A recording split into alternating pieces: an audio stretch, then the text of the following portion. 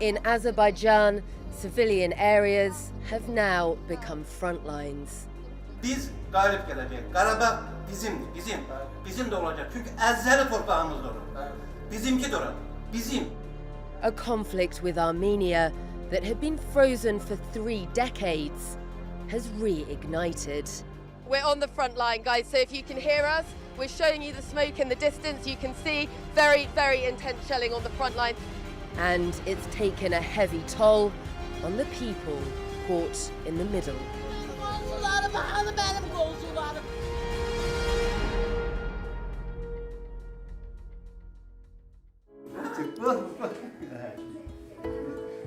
Vahid Abbasov lives with his family in the Azerbaijani village of Acıbadem, but this isn't home. He's originally from Kujali in Karabakh and fought in the war against Armenia in the 1990s. 25'i 26'sına keçən gecə Xocalı hadisəsində oradaydıq. Hamı yatmışdı. Qəfildən hücum elədilər. Körpələri öldürdülər və yəni şəhid elədilər, belə deyək. Sonra mənim özüm 3 gündə elə bir mühasirədə qalmışam orada. Yaralı qalmışam 3 gün. Ondan sonra elə bilən ki, Xocalı ot tutub yanır. Hər tərəfdən yandırmışdılar. Vahid escaped Kujali and has been internally displaced ever since. Oradakı həyat bizdə bundan yaxşıdır. Olub da. İndi burada da şükür, yenə bir şükür ki, yaxşıdır. Armenia ended up occupying Nagorno-Karabakh and surrounding villages.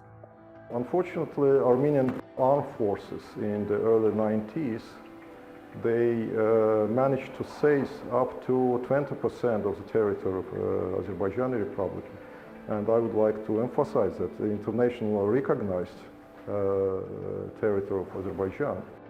Under international law, Nagorno-Karabakh is still Azerbaijan's territory, but is now largely populated by ethnic Armenians. It became obvious to everybody that Armenian political leaders deliberately undermined the entire legal basis for the peace negotiations between two countries and intended to preserve this occupation forever. Armenia has felt quite confident during the last 2 years to increasingly violate the ceasefire and to conduct the military aggression, military provocations against Azerbaijan. I think that it's impossible to endlessly test the patience of people who 20% of whose territory is under occupation over the 30 years. The renewed fighting has particularly hit the Azerbaijani town of Terter. Telman Muradov's home is among many others that have been hit. Burada hərbiçi yoxdur. Burada hamısı balaca körpə uşaqlardır, qocalardır. Bunlar niyə belədir bilmirəm.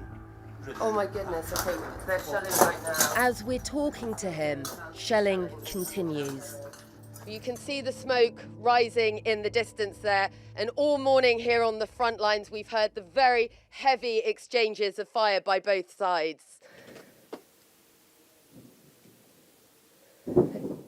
And it's continuing, you can hear it there. Missiles have landed in this neighbourhood, buildings are destroyed or damaged, and the area is littered with broken windows. During lulls in the fighting, people have been collecting their belongings. Few civilians have remained behind. Well, we're here in Terter, which is a town very close to the front lines. You can hear almost constant exchanges of fire. And the civilians here have been living in underground areas like this as the fighting continues. You can see their beds here. They've been eating and sleeping here and trying to keep themselves safe from the ongoing fighting. Aydin Shaverdiev has been sheltering in this basement for weeks now. Despite the risk from incoming missiles, he's adamant he won't leave. Hər cür silahdan istifadə edirlər. Toplardan, gürbəcür toplardır. Krat qurğularından, kristal qurğularından istifadə edirlər. Hətta raket atırlar. Xeyr, qorxmuruq. Heç vaxt qorxmuruq. Qorxmuruq. Hətta biz oradan gedib baxanda gəlib yanımda da düşür, açılmır amma. Yox, bundan sonra yox. Ola bilsin ki, olar. Amma onlar əgər razılığa gələrsə, olarlar. Onlar əgər istəyir ki, Azərbaycan da sakit yaşasın, dinç yaşasın, böyle Azərbaycan vətəndaşı kimi yaşaya bilərlər. Terter is like a ghost town. Let's get out of here. As we move around, the sounds of missiles overhead force us to regularly run for cover. Erməninin ancaq bizi ateşə tutduğunu görmüşük. Dayanmadan bizi ateşə tutur. Gördüyünüz kimi binaları darmadağın edibdi.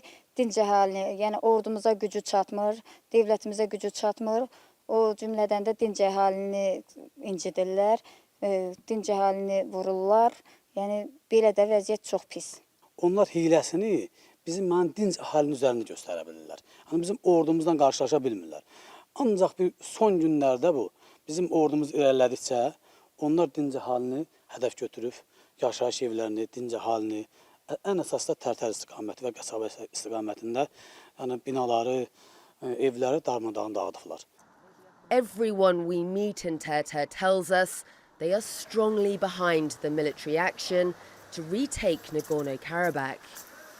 Milli insanları vurur, hərbiçilərlə döyüşmür, ancaq şəxsi mülkləri vurur. Haqsızlıq edirlər də. İstər istəməz Azərbaycan bizim ölkədir, bizimdir, Qarabağda bizim şey olmalıdır. İnşallah da olacaq. Azalır, vaxt yoxdur. As the war rages, the city of Ganja also found itself in the firing line, despite being 60 kilometers from the Armenia border. The city's since been targeted multiple times.